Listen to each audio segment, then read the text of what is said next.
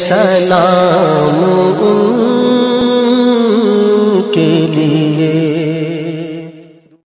بسم اللہ الرحمن الرحیم، نحمده ونصلي ونسلم على رسول الكريم، اما بعد، اعوذ باللہ من الشیطان الرجیم، فقلت استغفروا ربکم انه کان غفارا، صدق اللہ العظیم۔ ہر آدمی آج یہ چاہتا ہے کہ جو کچھ اس کی آمدنی ہو اس کے اندر برکت آ جائے۔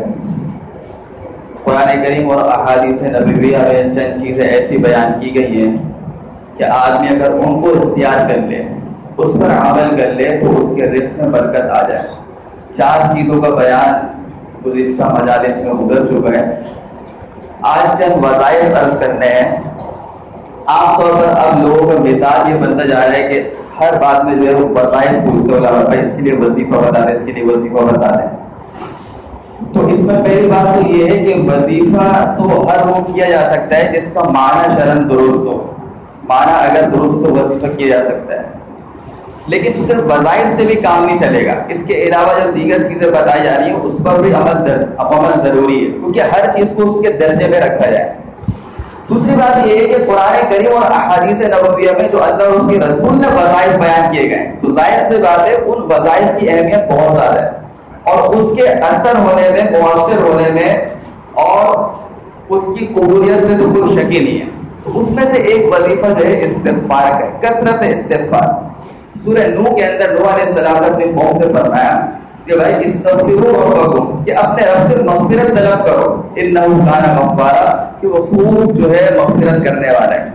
تو جب استغفار کرو گے، مغفرت طلب کرو گے تو کیا ہوگا؟ یرسل السماء علیکم مدرارا، کہ تم پر آسمان سے خوب بارش برسائے گا، ویمددکم باموال وبنین، اور تمہارے مالوں میں اور تمہاری اولاد میں ترقی عطا کرے گا، برکت عطا کرے گا۔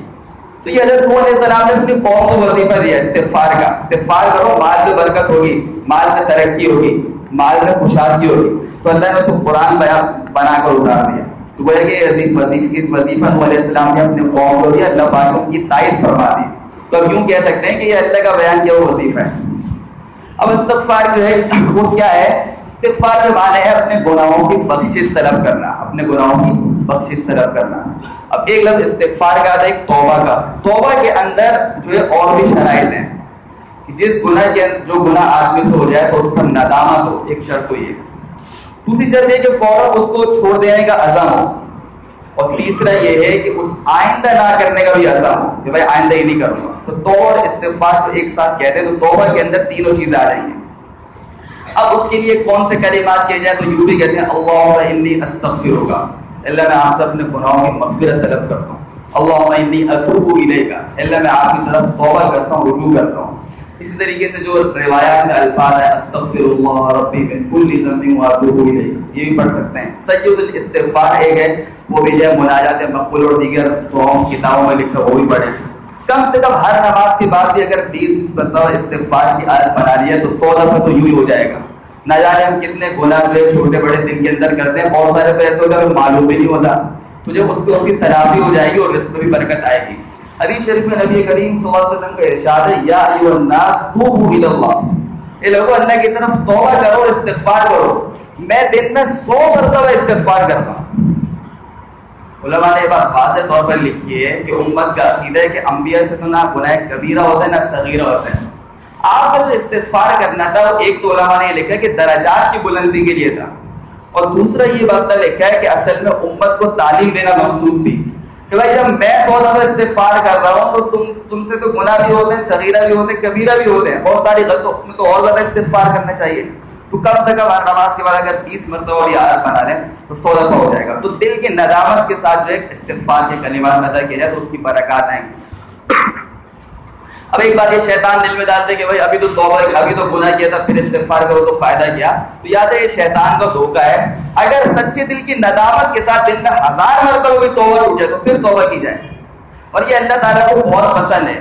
اور عجیب بات قرآن کریم میں ارشاد فرمائی کہ جو بار بار گناہ ہونے کے بعد توبہ کر سکتا ہے وہ بھی متقی آدمی، وہ بھی پرہیزگار آدمی ہے۔ خود قرآن نے کہا والذین اذا فعلوا فاحشۃ او ظلموا انفسهم، کہ وہ لوگ جو کبھی کوئی بے حیائی کا ارتکاب کر لیتے ہیں یا اپنی جانوں پر ظلم کر لیتے ہیں، ذکروا اللہ فاستغفروا لذنوبہم، تو اللہ کو یاد کرتے اور اپنے گناہوں کی مغفرت اللہ سے طلب کرتے. ہاں ایک بات ہے وَلَمْ يُصِرُّوا عَلَىٰ مَا فَعَلُوا وَهُمْ يَعْلَمُونَ، کہ جان بوجھ کے جو ہے گناہوں پر اصرار نہیں کرتے، وہ صحیح نہیں ہے کہ بھائی اس نیت سے گناہ کرنا کہ توبہ کر لوں، یہ تو صحیح نہیں ہے. لیکن اگر ہو جائے تو نادامت سے بار بار توبہ کرنا یہ اللہ تعالیٰ کو پسند ہے اور یہ شخص متقیوں میں داخل ہے. تو ایک تو استغفار کا وظیفہ. دوسرے ایک حدیث کے اندر یہ بات ملتی ہے کہ من قرأ سورۃ الواقعۃ فی کل لیلۃ لم تصبہ فاقہ، فرمایا کہ جو شخص ہر رات کا سورہ واقعہ پڑھنے کا اہتمام کر لے تو اس کو کبھی فاقہ نہیں پہنچے گا. ایک بات تو یہ سمجھنے کی ہے کہ یہ فضیلت اس شخص کو حاصل ہوگی جو پابندی کے ساتھ پڑھے، کیونکہ حدیث میں فی کل لیلۃ، ہر رات. ایک تو یہ. دوسرا یہ کہ رات کا لفظ آیا تو رات میں مغرب کے بعد شروع ہو جاتی ہے، مغرب کے بعد یا عشاء کے بعد اس کے پڑھنے کا جو ہے ماحول بنا دیا جائے تو اس کو فاقہ نہیں پہنچے گا. اور تیسری بات یہ سمجھنے کی جو حدیث میں ہے کہ اس کو فاقہ نہیں پہنچے گا، ایک مطلب تو اس کا عام یہ ہے کہ اللہ پاک اس کو اتنا رزق عطا فرمائے کہ اس کی ضروریات پوری ہو جائیں گی، فاقہ نہیں پہنچے، کسی کے آگے ہاتھ پھیلانے کی خدا نہ خواستہ اس کو جو ہے نوبت نہیں آئے گی. اور دوسرا مطلب تو علماء نے عجیب یہ لکھا کہ اصل تو دل کا فاقہ ہے، وہ اس کو نہیں پہنچے گا. کیا مطلب؟ بظاہر آدمی کے پاس مال تو بہت زیادہ ہے، گاڑی بھی اچھی ہے، موبائل بھی اچھے، لیکن پھر بھی دل کے اندر ایک لالچ ہے، دوسرے کے مال پہ نظر ہے، دل کی لالچ ختم. تو دل کا فاقہ نہیں پہنچے گا مطلب یہ ہے کہ اللہ پاک اس کے دل کو غنی کر دیں گے، اپنی ذات پر بھروسہ عطا فرما دیں گے، جتنا رزق اس کو دیا اس پر قناعت عطا فرما دیں گے. اور تیسرا وظیفہ یہ ہے سورہ یاسین کا. حدیث شریف میں یہ بھی ہے کہ من قرأ یاسین فی صدر النہار قضیت حوائجہ، جو دن کی ابتدا کے اندر سورہ یاسین کا اہتمام کر لے تو اس کی ضروریات کو اللہ تعالیٰ پورا فرما دے. تو دن کی ابتدا کا مطلب یہی ہے کہ صبح صادق ہونے کے بعد کسی بھی وقت پڑھنے کا اس کو معمول بنا دیا جائے تو فرمایا کہ اللہ تعالیٰ اس کی ضروریات کو پورا کریں گے. اور ظاہر سی بات ہے انسان کی ضروریات میں سے بڑی ضرورت جو وہ رزق بھی ہے اور اس میں برکت بھی ہے، تو اس کی برکت سے وہ بھی پوری ہوگی. اللہ تعالیٰ ہم سب کو دین کی صحیح سمجھ اور عمل کی توفیق عطا فرمائے.